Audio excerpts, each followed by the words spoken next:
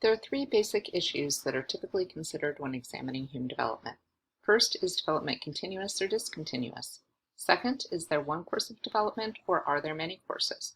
Finally, is development more a matter of nature or nurture? The idea of development being continuous is similar to this image of the tree. Continuous development is the idea that the underlying mechanism for change is merely a gradual process of augmenting what is already there.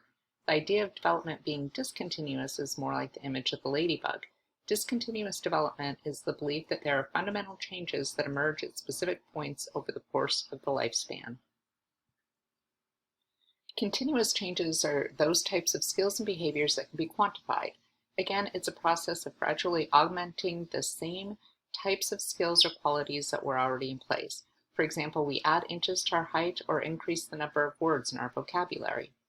Discontinuous changes are those that have qualitative differences. This involves a process in which new ways of understanding and responding to the world emerge at specific times. We commonly refer to these as stages. Is there one course of development or many? This gets to the underlying belief that human development is either universal or that it is heavily influenced by context. Does development depend on when or where a person is developing? If humans, regardless of where they are developing, follow the same patterns, and they have throughout time, then we would say that there is one course. However, if development changes based on when or where it is occurring, then there are many courses. Our final consideration is the age-old debate of nature versus nurture. Is development set as soon as the new life is formed, or is it influenced by external factors? Do genes and biology determine the ultimate outcome of a characteristic or behavior, or are they dependent on the environment and context where development is occurring?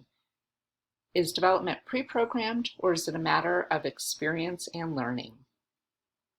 What do you think? Is it nature or nurture that matter most for development? Participate in the class poll so that we can see how our group leans in this debate. Well, the last slide asks the question, which matters most, nature or nurture? That's a very general question. As you think about it more deeply, does your answer change based on the type of characteristic? Do you think that physical size is based on nature or nurture? What about hair and skin color? Does your answer change if we ask about personality?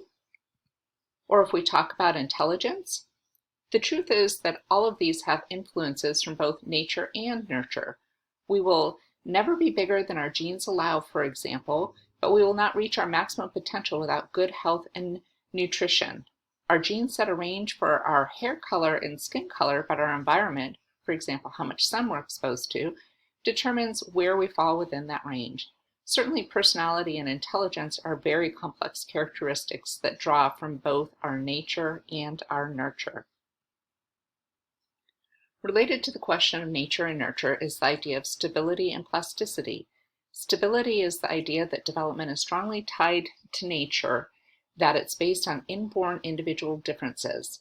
In this view, development is set by early experiences. Plasticity, however, is more closely tied to nurture. It's the idea that development is lifelong and that it's open to change based on experience throughout the lifespan. We can see this underlying belief in stability and plasticity reflected in policies and programs. For example, the idea behind 3 strikes laws is that of stability. Once a criminal, always a criminal. However, the idea behind rehabilitation programs is that of plasticity. Unhealthy behaviors and patterns can be replaced with healthier alternatives. Now we've looped back to an earlier point that human development research and theory has both scientific and applied considerations.